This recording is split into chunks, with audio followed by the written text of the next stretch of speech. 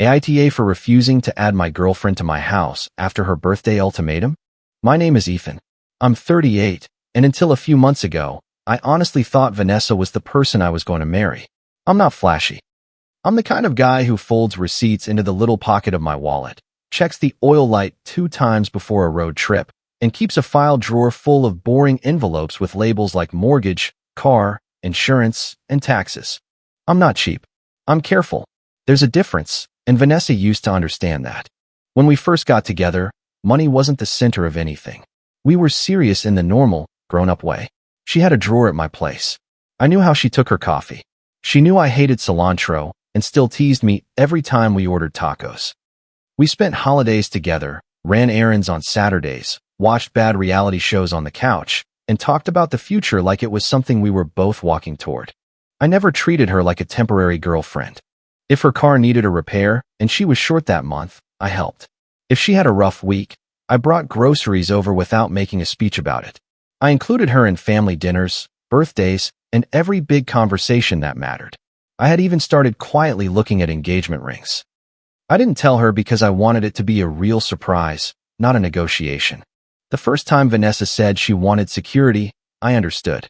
We were sitting at my kitchen table after dinner. The plates were still there, sauce drying on the edge of one, and she was turning her wine glass in little circles without drinking from it. "I'm not asking for much, Ethan," she said. "I just want to know I'm not disposable." That word hit me hard because I had never seen her that way. "You're not disposable," I told her. "I love you. I'm here. I'm not going anywhere." She looked down and said, "People say that until they don't." I thought it was about fear. I thought maybe someone in her past had made her feel replaceable. So I reassured her. I listened. I asked what would help. At first, it sounded simple. She wanted us to talk more clearly about marriage. She wanted to know there was a timeline. She wanted us to build together. None of that scared me. I was already thinking about proposing. Then security started changing shape.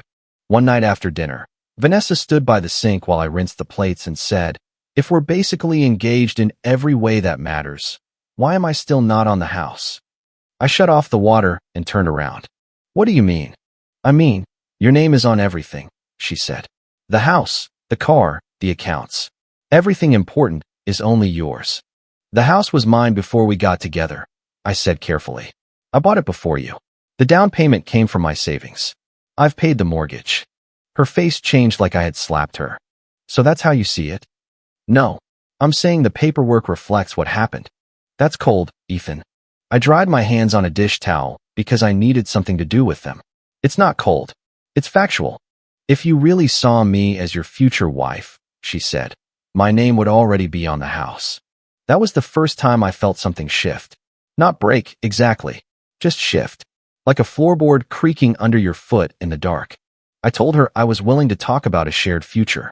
I told her we could open a shared household account for bills we both contributed to. I told her that once we were engaged, we could sit down and make plans the right way.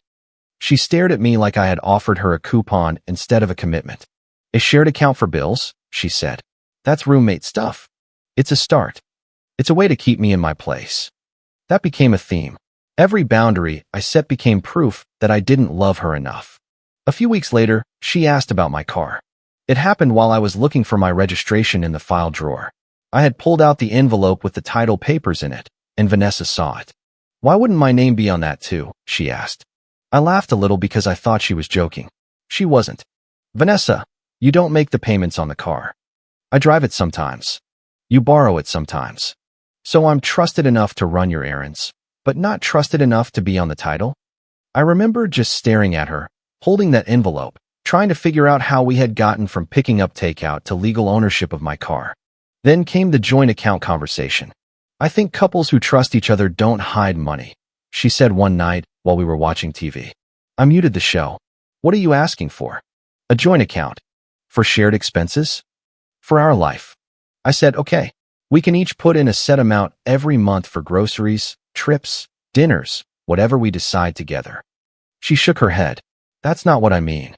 "What do you mean?" "I mean real access. I should know what's in savings. I should have the login. If we're building together, why is that hidden?" "It's not hidden," I said. "It's mine." She gave this exhausted little laugh. "Exactly. That was where I started to lose patience, but I still tried to be fair. I told her I was not asking for access to her savings. I wasn't asking for her passwords. I wasn't asking to be added to anything she owned before me. She folded her arms. That's different. How? Because you have more. I didn't know what to say to that. It kept growing. House title, car title, joint account, savings login, credit score, credit lines, life insurance, beneficiaries. She started asking questions under the label of adult planning, but the questions always pointed in one direction. What's your credit score right now? Do you have life insurance? Who's your beneficiary? How much equity do you actually have? Would it make sense to sell some things and start fresh together? Every version of start fresh together seemed to mean I risked what I had built, and she gained access without taking responsibility. The strangest part was how private she stayed about her own finances. If I asked about her credit score, she got defensive. If I asked what debt she had, she said I was interrogating her. If I asked what she could contribute monthly to a shared account, she said love should not feel like a spreadsheet. But if I didn't answer one of her questions, I was keeping secrets. One evening, my bank app sent a notification asking me to approve a new login device. I was sitting on the couch next to Vanessa when it popped up. I frowned. Did you try to log into my account? She didn't even look embarrassed. I wanted to see if the password still worked. What password? The one you used on the streaming account. I thought maybe it was the same. I stared at her. She rolled her eyes. Relax. I wasn't stealing anything. I didn't say you were stealing. You're acting like it. I'm acting like my girlfriend just tried to log into my bank account without asking. She stood up and grabbed her phone. This is exactly what I mean. You act like I'm some stranger. That night, I changed every password I had. I didn't tell her. I just did it. Around the same time, Vanessa started pulling other people into it.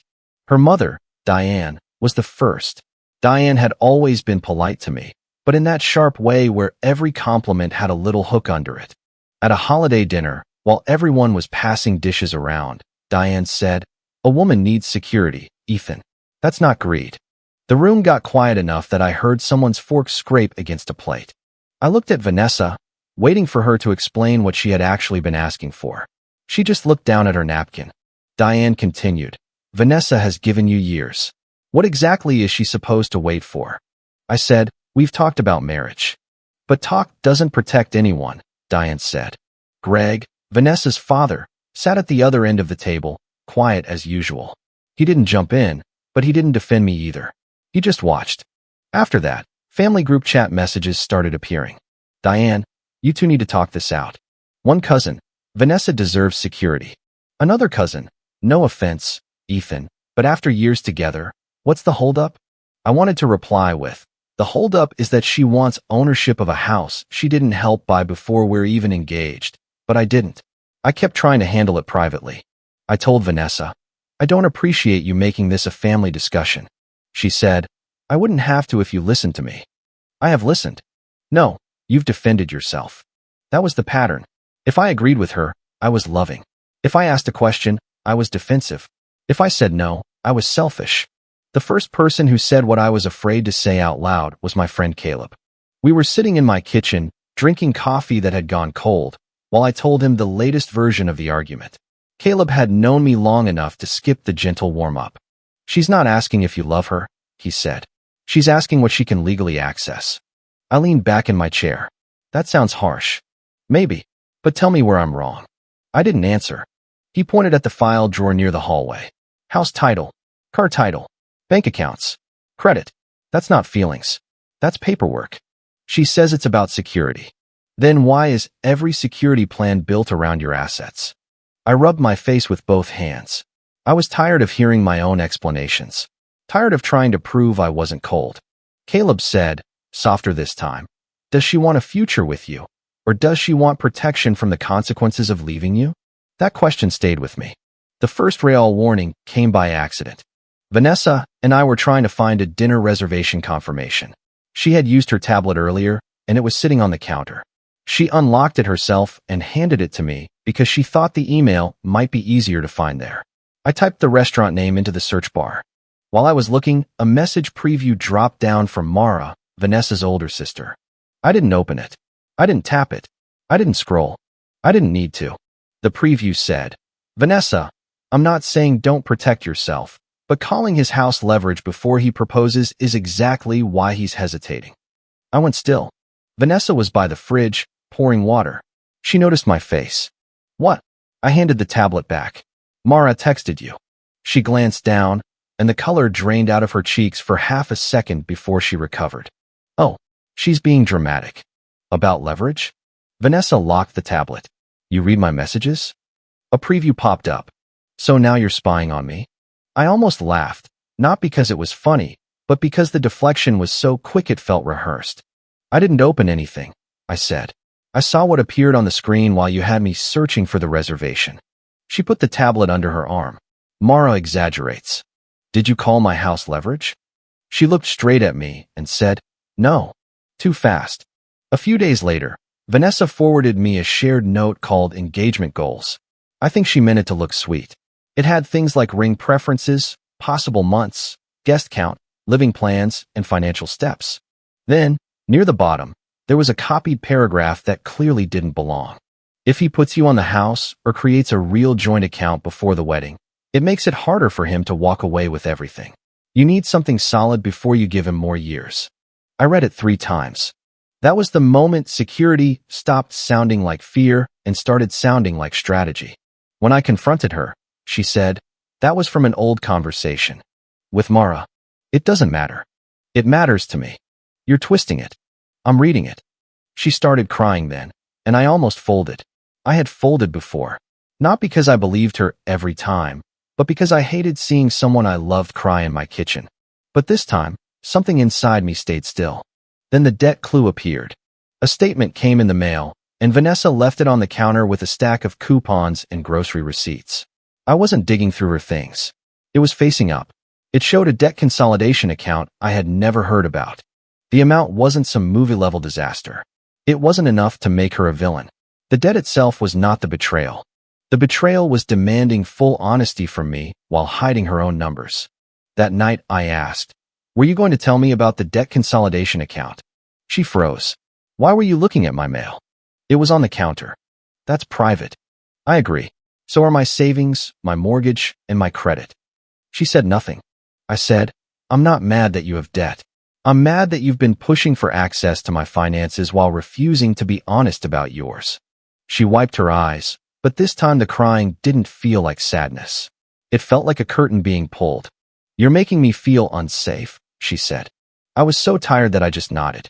I think we both feel unsafe, I said. After that, I stopped arguing emotionally. I started getting practical. I made an appointment with Ms. Harrington, a financial advisor and legal consultant I had used once before for some boring paperwork. She was calm, direct, and not interested in drama. I explained the situation as neutrally as I could. Long-term girlfriend, marriage discussions, requests to be added to the house title and car title before marriage, joint account, savings access, no written agreement, no prenup. Ms. Harrington listened without making a face. Then she said, title ownership and loan responsibility are not the same thing. Someone can gain ownership interest without taking on the same payment burden unless everything is structured carefully. That sentence sat heavy in the room. She continued, love is not a risk management plan. Paperwork is. If you want to build a life together, build future assets together. But do not transfer ownership of premarital assets under pressure, especially while financial transparency is one-sided. I asked, am I being unreasonable? She looked at me over her glasses. No, you are being late. That stung because it was true. I went home and made a folder for myself. Mortgage documents, down payment records, car loan paperwork, screenshots of texts Vanessa had sent asking for access, notes from the meeting. I removed her as an authorized user on the credit card I had given her for emergencies. I checked my credit report. I turned on alerts. I changed passwords again and added 2-factor authentication to everything. I wasn't planning revenge. I was planning not to be cornered again. I also canceled the ring appointment I had made. That hurt more than the paperwork. The appointment was sitting on my calendar like proof of the future I had thought we were building. I stared at it for a while before I finally deleted it. The birthday dinner happened 2 weeks later. Vanessa wanted dinner with her parents, Mara, 2 cousins, and a few friends. I considered not going, but I knew exactly how that would be framed. Ethan won't even show up. Ethan doesn't care. Ethan is avoiding accountability. So I went. For the first hour, everyone pretended we were just there for cake. The table was crowded, loud in that forced way families get when something is wrong, and everyone knows it. Vanessa wore a soft pink dress and kept touching the necklace I had given her the year before. Diane sat near the middle of the table like she was waiting for a meeting to start. Greg was quieter than usual. Mara barely looked at me. We ordered. People asked about safe things. Weather. Food. A cousin's new apartment. Someone complained about the parking. Vanessa smiled too hard. Then, after the server cleared the plates and someone brought out a cake, Vanessa tapped her glass with her fork. My stomach dropped before she even spoke.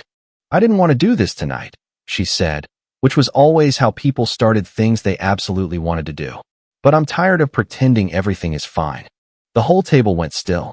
Vanessa looked at me with wet eyes. Ethan has had years to prove he's serious about me. Years. And I'm still being treated like I'm temporary. Diane sighed like she had been waiting for permission. Vanessa continued. If he saw me as his future wife, my name would already be on the house. We would already have shared accounts. I wouldn't have to beg for basic security. Nobody looked at the cake anymore.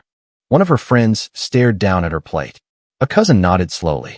Mara closed her eyes. Diane said, "That's not an unreasonable thing to ask from someone who loves you."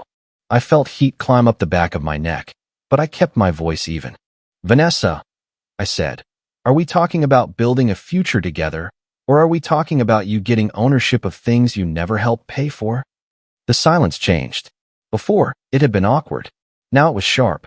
Vanessa's mouth opened. Diane snapped. "That is a cruel way to put it."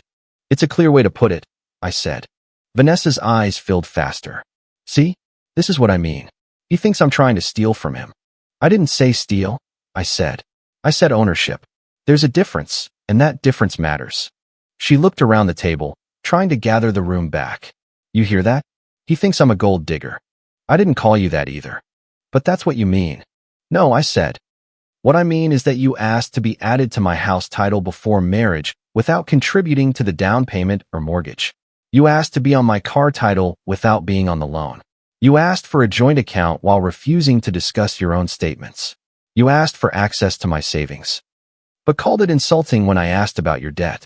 And when I suggested a prenup or a written agreement so we both knew what was fair, you said I was planning the divorce before the marriage." Greg leaned back in his chair. Diane's face tightened. "A prenup is a painful thing to bring up to a woman who has given you years." I looked at her. I brought it up after Vanessa asked for legal ownership of assets I had before her. If paperwork proves love when it benefits her, then paperwork should also protect both of us when it creates risk. Vanessa shook her head. "You're twisting everything. I wanted to feel safe." "I believe that," I said. "For a long time." Her face changed again, smaller this time. I didn't want to say the next part. Not there. Not in front of cake and candles and her cousins pretending not to breathe. But she had made our private finances public, and I was done being the only one protecting the parts of the story that made her look bad. I said, "Then why did you call my house leverage when you talked to Mara?" Mara's head snapped up. Vanessa went pale. Diane looked at Mara. "What is he talking about?" Mara whispered, "Vanessa." Vanessa cut in fast. "I never said that." I looked at Mara, not Vanessa. "You texted her that calling my house leverage before I proposed was why I was hesitating." A preview popped up while Vanessa had me using her tablet to find a reservation. I didn't open the message. I saw enough. Mara looked like she wanted the floor to open. "I didn't think she meant it like that," Mara said weakly. Vanessa hissed, "Mara, don't." Greg's voice came from the end of the table. Quiet, but clear. "Hold on. I want to understand what was actually asked." Nobody moved. Greg looked at Vanessa. "Did you ask to be on the title before marriage?" Vanessa swallowed. "Because we're serious." "That's not what I asked." "Did you ask?" "Yes." "Did you offer to be responsible for the mortgage too?" Vanessa's eyes flashed. "That's not fair." Greg said, "It's the same house." Diane turned on him. "Greg." He lifted one hand. Not angry, just tired. "No. I'm asking. Did you want your name on the title? Or did you want your name on the debt too?" Vanessa had no clean answer. She looked at me again, but this time the room didn't move with her. "You humiliated me," she said. I stood slowly. My hands were steady, which surprised me. No, I said. You made this public. I answered publicly because you accused me publicly.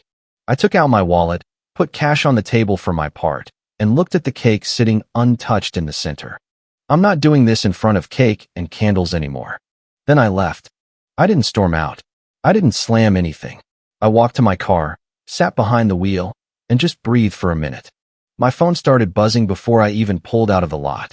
Vanessa, you humiliated me on my birthday. Vanessa, you ruined everything. Vanessa, I can't believe you brought Mara into it. Diane, you owe Vanessa an apology. Cousin, that got way out of hand. You two need to talk this out. Mara didn't text.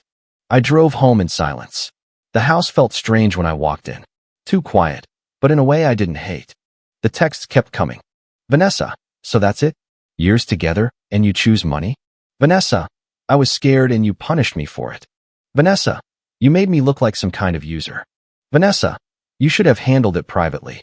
I typed one reply, then deleted it. Typed another, deleted that too. Finally, I sent this. You made our private finances public first. I answered publicly because you accused me publicly. She replied immediately. Vanessa, you could have protected me. I stared at that for a long time. Then I wrote. I did protect you. For months. I talked privately. I avoided details. I let people think I was cold because I didn't want to embarrass you. Tonight you used that silence against me. She didn't respond for 10 minutes. Then came. Vanessa, if you loved me, you'd understand why I need security. I answered. I can talk about a shared future. I'm not going to be shamed into changing legal ownership. The next day, I told her we needed to meet in a neutral place and have one final conversation.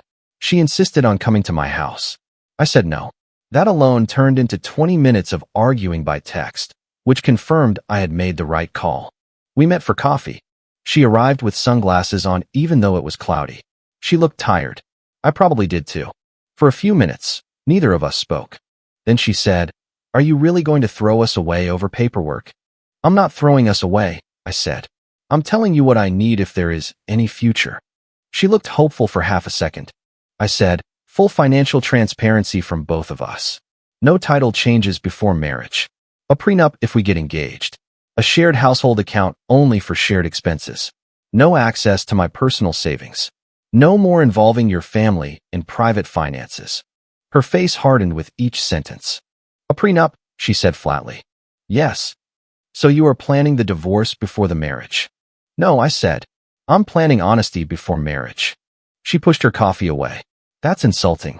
Hiding debt while demanding my savings login was insulting. Her eyes filled again, but I didn't reach across the table. "I was embarrassed," she said. "I didn't want you to judge me. I would have helped you make a plan if you had told me," I said. "I loved you. That's why I tried to talk about this privately for months." "You keep saying loved like it's past tense." I looked down at my hands. "It is." She stared at me. I said, "If these boundaries are insulting to you, then we're not arguing anymore. We're done." Vanessa whispered, "You're choosing money. I'm choosing honesty and boundaries. You made those feel impossible." She left first. I sat there until my coffee went cold. The next week was mostly practical cleanup. It was the quietest part of the breakup, but it gave me the most peace. I confirmed she was removed as an authorized user. I checked my credit again. I updated beneficiaries. I changed security questions. I went through the file drawer and made sure every important document was where it belonged. I turned on alerts for every account that mattered. At night, the house felt empty in little ways. No second toothbrush. No pink sweater on the chair. No half-finished sparkling water in the fridge. I missed her sometimes in stupid, ordinary moments, and that made me angry at first. Then it just made me sad. Missing someone doesn't mean they were good for you. Vanessa posted online a few days later. "Nothing hurts like giving a man your best years and realizing he only loved what you gave him, not enough to build a real future." A year earlier, that post would have destroyed me. I would have called, apologized for things I didn't do, begged her to let me explain. This time, I closed the app. The post didn't land the way she expected anyway. Too many people had been at the dinner. Too many people had heard the part she couldn't turn into poetry about wasted years. The family group chat went quiet. Diane stopped texting me after I replied once. "I'm sorry the dinner became painful." "I'm not sorry I answered accusations made in front of everyone." Greg never reached out directly, but Caleb told me through a mutual connection that Greg had said. There was more to that than Vanessa told us. Then Mara texted me. Mara, I should have told you she was using that word. I read it twice.